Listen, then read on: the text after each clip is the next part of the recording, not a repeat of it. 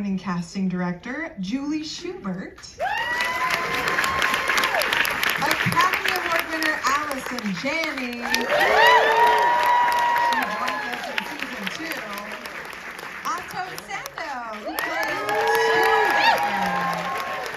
So good to see him walking and out of a hospital bed. Ahn plays CI Station 2. Emmy Award nominated actor Rufus Sewell, who plays Gotta keep your eyes on Hal. You never know what he's gonna do. Executive producer and Golden Globe Award winner and star, Keri Russell. Executive producer, Candace Williams. And our mastermind, creator, executive producer, and writer, Deborah Kahn.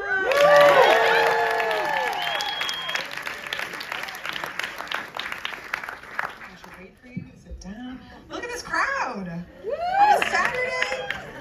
Such a good time. Deborah, I would love to start with you. Hi. You write this all yourself? Yes. No. I know. But you're the mastermind. The season 1 had such a great reception. I think people devoured it, loved it, were obsessed with it. Did anything about the reception or the reaction galvanize you for season 2, or inspire you to take more risks or do more dramatic things? What was kind of that experience like for you, seeing people react to it and then kind of being in the midst of season 2, right? Well, it was nice, I have to say. It's such a relief. You don't really know what you have in the beginning. I remember in the first season having to answer the question, what is the show about, and being completely unable to do it. I somehow couldn't encapsulate it, and then people like it, and then it's like, oh, okay, we can all relax, take a breath, and just have fun. And it's fun. They're fun to work with. Were you any reaction or reception particularly surprising or satisfying in kind of what you get to do and the drama, the buttons you get to push? I think it was nice to see that people were interested in the marriage as much as they are, that it's a complicated, exciting, and sometimes icky relationship, and it's nice that people are really in it for the long haul, and to know that we can go farther with that it's exciting. It's exciting to write something like that. Yeah, very fun to watch, I would have to say. Janice, did you guys receive any reactions from the actual diplomatic community? Do you absorb those in a positive way? Do you welcome them? What was if they at all reacted or sent you any information? So, I think one of the things that leads me to believe that it's been very positively received is we shot at the real Embassy London in season 1, and we were invited back with open arms for season 2. So I'm going to guess they're okay with what we're doing. There was some people who worked at Embassy London were actually putting together short segments about what we got right and what we got wrong for each episode, and which I found really fascinating to watch and see the things that they got so excited about. In Kate's office, we have a painting of Churchill right behind our desk, and one of the things they were so excited about was that exists in the real ambassador's office, so we were delighted with that. But we've had a lot of response from diplomats across the world, from people like Anthony Blinken, and I think one of the things we're most proud about is they are excited because they feel like we are introducing to everybody what a cool line of work this is. Right, very cool. Also very stressful. Seems like it's so stressful. Is there anything, anyone can answer this, is there anything about kind of what these real life people do that particularly surprised you, or anything that you kind of learned through some of the work that kind of dazzles you in what these people do for our countries? Loaded question. I'm just curious of some of the stuff where you read it and you're like, wow, they really do this? Because we blend the fiction and the fact, but very entertaining. Well, I mean, I think we actually consult with a lot of those people, so we already know things that they do and they don't do, and you know, some of those stories, if not exact in detail, we are incorporating into the show. You know, the idea of what they do and the lives that they lead. You know, they're superheroes in the suits, essentially. Yeah. We heard a great story about, we talked to a woman who had been an ambassador in a number of different places, but when she was at her very first posting, her predecessor, who was also a woman, gave her a piece of advice. And when she said she was going to share the piece of advice, I thought it was going to be something about like leadership or strength or something. And she said, you should always have a go bag in your office, and in it there should be sneakers and a rope, because you may need to rappel down the side of the building and run away. Wow. Typical day, right? It's like the earthquake kit, but on a different, definite next level experience. Miss Keri, I think the thing that's so incredible about the show, or at least, again, I'm speaking for myself watching it, is that it goes there, right? There's, especially for you actors, it just seems like there's so much fun, there's so many fun things to play with. Can you talk a little about the tone? And there's like real drama, there's real life or death situations, there's also some levity, like very funny lines. Can you talk about just the fun of playing in that realm? Yeah, I mean, the tone is what's so magic about this show and Deborah's writing. I feel like, yes, the show is couched in this environment that is very, we're talking about important things and these important people doing very important things, but they're still, you know, in bad relationships or immature fights with their spouse, or, you know, embarrassed about something, or have a work crush on someone inappropriate, or, you know, all of those things are true all at the same time. And that is the fun of doing this show. And, you know, especially in this complicated marriage, or, you know, we were just talking earlier in this other interview, especially, they were saying, what scenes do you really like from season 2? And I had just watched, I think it's episode, what's the July 4th one? 3. Where in the middle of so many complicated things happening, Stuart's character, who's sort of the, you know, really straight guy and keeping everyone on track, comes in and says, you know, the PM's down there, you have to go. And I'm like, I can't, I'm not going to. And he's like, I bet you can. You know, so all those tones just make me, I don't know, I just love it. Yes, it's so fun to watch. Mr. Sewell, I can't decide if we should like or dislike Hal. Which has to be so fun, right? Should we trust Hal? And what do you enjoy most about getting to play some of that moral gray experience? I mean, I think the great thing about Hal, I mean, I love the character. Yeah. I love the relationship. Is it? There you go. Thank you. That's great. What I love the character, I love the relationship. From the first time I even started looking at episode 1 of season 1, there was something in that dynamic that you could describe as kind of screwball, but also incredibly real. And that what the tone of it, the fact that it can flash from something that's very, very serious to something that is just really ridiculous in the same moment, reminds me of life. I mean, that's the tone, I would say. And the tone of the show is it's not afraid to veer wildly between those things. And what you end up with is something that seems like a real relationship. Yeah. And as far as how morally is concerned, I think he really is on the right side. And I think he has some of the tactics of the bad guys in order to achieve those aims, which I think is quite useful. You know, that the two of them they've been together from the start because they really believe in doing a massive amount of good for people they've never met. And he's very adept at getting that done. And sometimes that means bold plays that don't play off. And he's kind of good with that in a way that's always troubled her, you know. Yeah, Hal seems to be the person who knows a guy, right? Like, he knows a guy, a gal, he definitely knows someone. For both you, for Keri, you and Rufus, what do you enjoy most about kind of, I think what's so exciting about it too is they have an atypical sort of married TV or married fictional relationship, and it is really fun to see. Do you have kind of a favorite aspect of getting to play with that?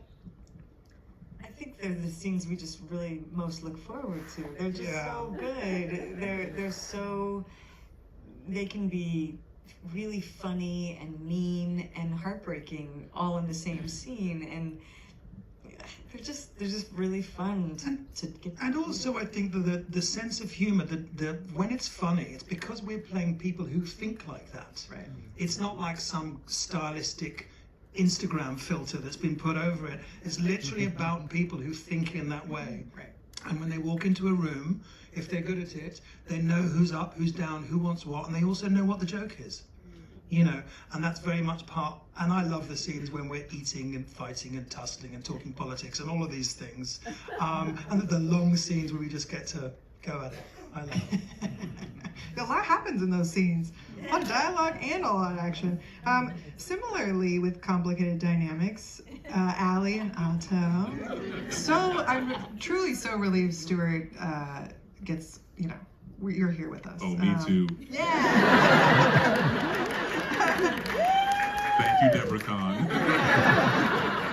Can you both talk about again what your characters are up to in season 2 and what you hope for their relationship or their dynamic, and then their individual work, because you have 2 different players and they have 2 different jobs, right? And I think again very exciting to watch and realistic. You go. I think part of the problem is that Idra feels like Stuart doesn't get her work, that doesn't understand the stakes, and I think we leave the first season, Stuart kind of sold her out. So there's a lot to make up for season 2, but obviously he gets hurt, and that makes it hard to stay too mad. You see how she is? I think to piggyback a little bit off of what Rufus was doing, I think that this relationship, as opposed to their relationship, there is the more mature relationship. They've gone through a lot of stuff, and we haven't gone through that stuff yet. We're like the more innocent people on this stuff, so you should be more like Keri's character. Oh, wow. Giving the advice. More understanding of the nuances. I think actors are not supposed to give other actors advice. You're right.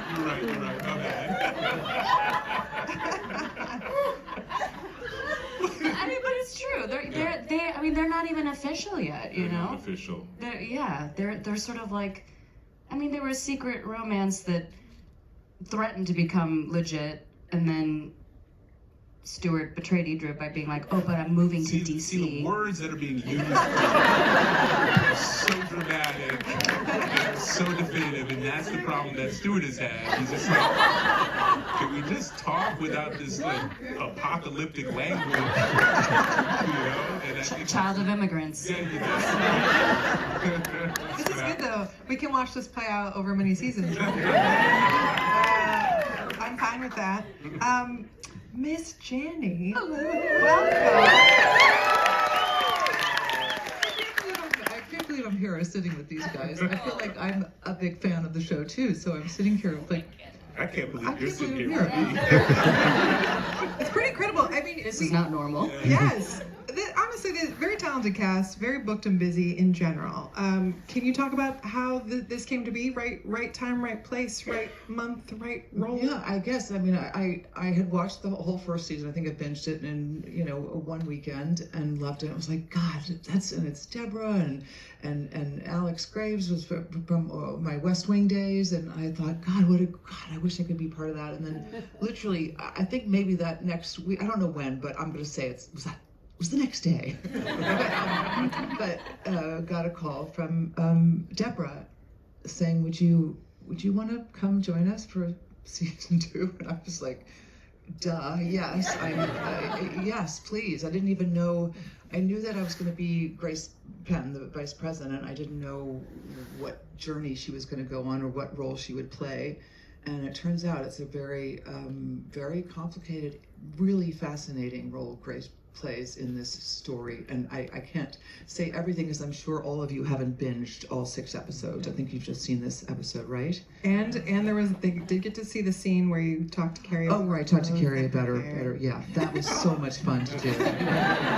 Oh God, it was so much fun because Grace is someone who, she's such a seasoned politician, and here Keri is just rough around the edges. Kate is rough around the edges, and maybe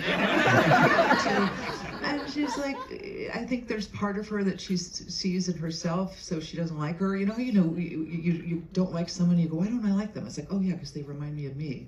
And I think Keri has a little bit of that, and Grace has had to do so many things in her that have nothing to do with her passion for politics or whatever, and having to play the game or be judged more harshly than her male counterparts, and being, having to look a certain way, knowing how it may not be important to you, but it's important because you're going to be seen, you're public facing, and you need to show an image that says you can take care of yourself, so you can take care of your needs, the people's needs. And I think she thinks it's a really great scene for her to tell Keri, look, you may think your hair being messy shows that you're too busy to care about your hair, but it looks like you just got out of bed and maybe had sex. It's just a very good scene. I kind of felt a little red in that, though. I'm like, oh, am I presenting myself correctly? I read that you maybe were a little inspired or took a little inspiration from Hillary Clinton. Yeah, I figured that she would be a good person to model her from because of her how much experience she's had to get to where she is, where Grace is.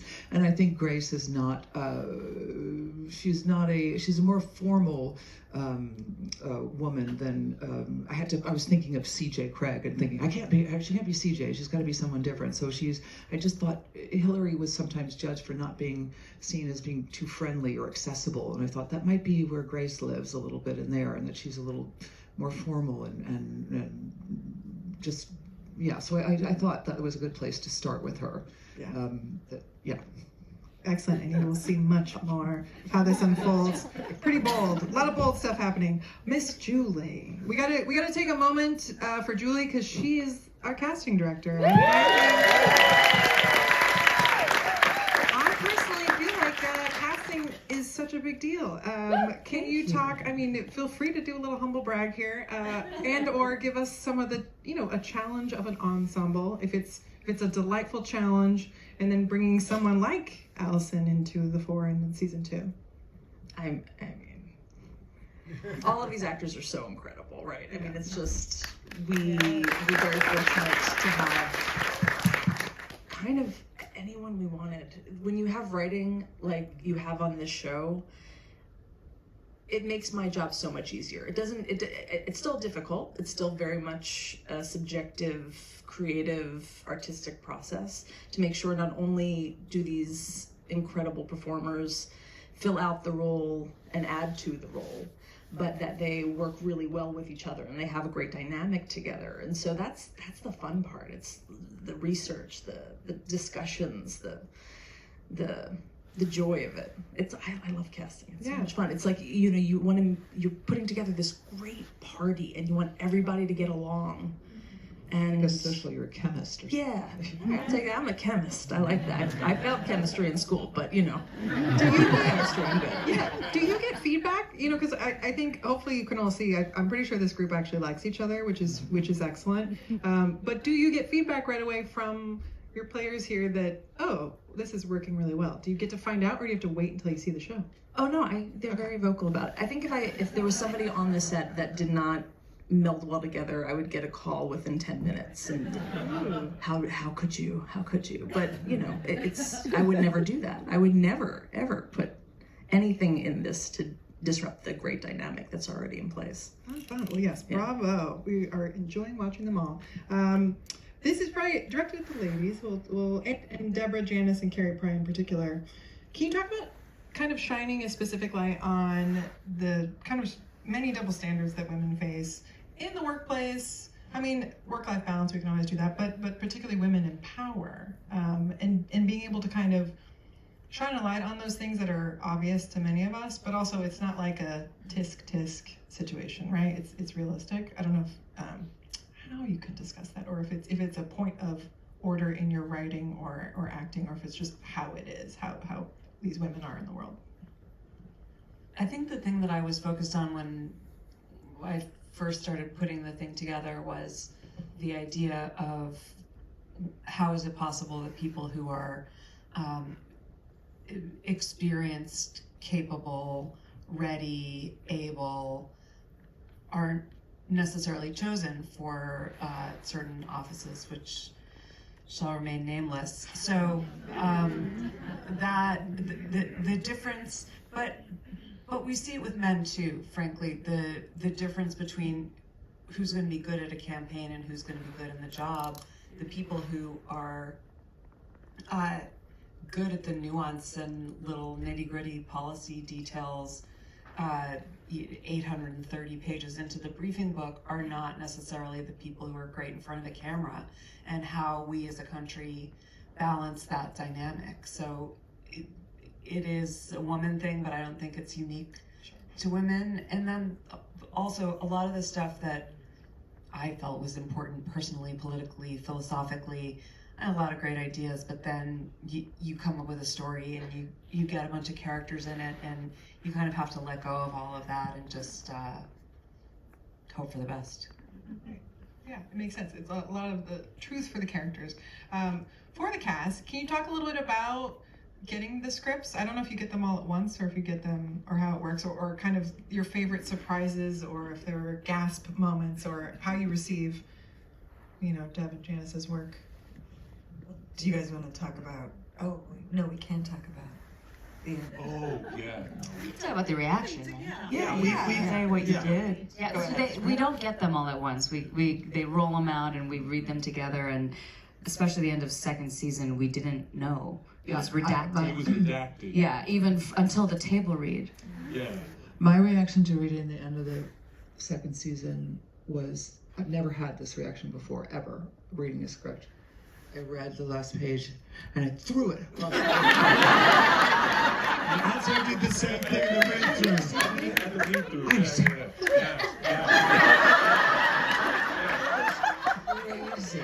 This is how sharp the writing is, because it was redacted, but it was like the last eighth of a page. So it was like 3 lines redacted. So, and they didn't tell us what was going to happen until the read-through. So we're reading it through the read-through, and then we get to the read-through, and then it's like, boom, I picked up the script and I threw the paper down. Because when something is so good that you have so much joy that it turns into rage because you run out of joy. You gotta break something. And that's what happened. But in like 3 lines, and then you're like, oh shit! That's what happened. So that's how the writing comes in this thing. So good. There are a couple of you who have gotten to that finale, right? Yeah. We're like, yeah. Right? You know what they're talking about. Yeah. Did you throw your remote? What'd you throw? Yeah, that's fun. See, that's when you know, job well done. One of the other things I think is pretty great are the locations. I don't know if there's a favorite, or the fact that you get to be everywhere, or certain places you get to be in, or if there was one that you couldn't believe you got to shoot in. I mean, shooting in London in the summer is just a delight. I mean, it's just so beautiful, and everyone's out, and everything's green. It's so nice to come back to London, but paid for by Netflix. Oh, now I see what you're talking about. But we also got to go to Scotland this year, and that was definitely a favorite. We had an amazing time there. Yeah. It's nice. Are people in the UK also absorbing the show? Hopefully, it's international, right? Okay, great. Excellent. Not the go too far in the future, but we have season 3 has been greenlit. Yes. Yeah. What does that? Yeah, go ahead. We're filming it right now. Oh my God. Excellent. So, can you talk a little bit about how getting that news I mean, I don't know if I'm assuming you probably were already possibly thinking about what would happen in a third season, but what impact does that have kind of when you find out and get to carry on? It's a great mix of excitement and joy and utter terror.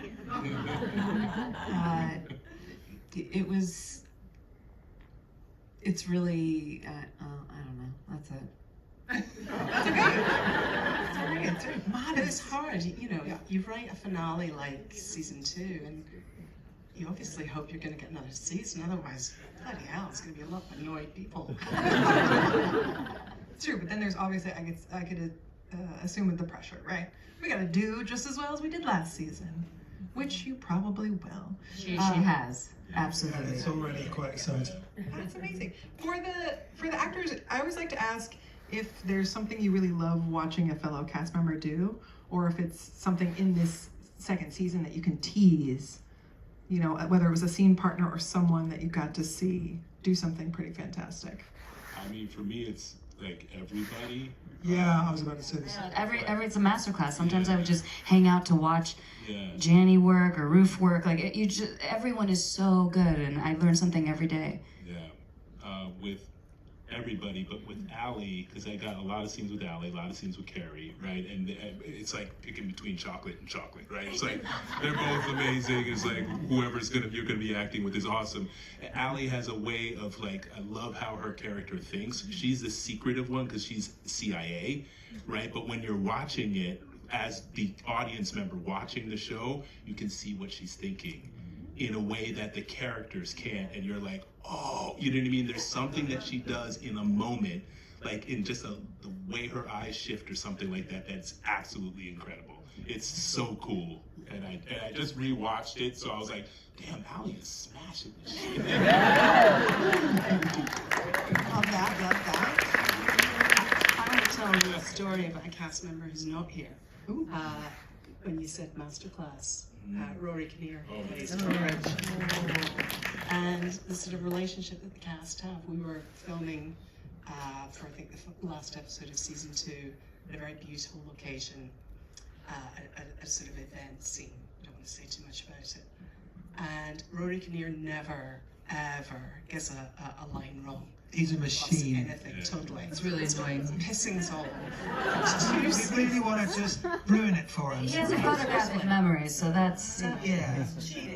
So I asked Allison if she would mind when he got to the middle of a pretty lengthy, serious speech, throwing grapes at him. Give them to me. I'm ready. I was like, I want to throw grapes at Rory Kinnear. And not only did it not trip him up in the speech, but he was catching them in his mouth. And still delivering an excellent take. Oh my gosh, that is upsetting, but also very impressive. Not that you That's have the why time he's to, not here. I was gonna say, not that you have the time to cut that, but maybe if there's like a bonus chapter in Netflix, we can watch the behind the scenes. Coming down to the end of our time with everyone, I don't know if you all have like some final words you'd like to leave everyone with, or just moment of appreciation. I mean, again, we're in a great place as fans of this show that we know another season is coming. You all have some really cool episodes to watch, and you're gonna have to remember what they said about throwing the scripts when you get to the last 2 episodes in particular, I think. But yes, anyone, any final closing thoughts for this group and this wonderful, all of you together? I'm just going to jump in and say, since there's various guilds represented in the room, you know, everybody had quite a year, and it was hard, and it was hard for the crews, and it was hard for all of you sitting here. And I think that there's very much a feeling on the set every day that we're very much aware that we're lucky to come to work and that we like coming to work. And there was a little bit of that after COVID where everybody went away and we came back, and there was just this sort of electricity of, oh God, we get to do this again. And the strikes had the same effect, and you know, we're grateful for all the work that everybody put in going through them, but we're also grateful to be back together again. Great job.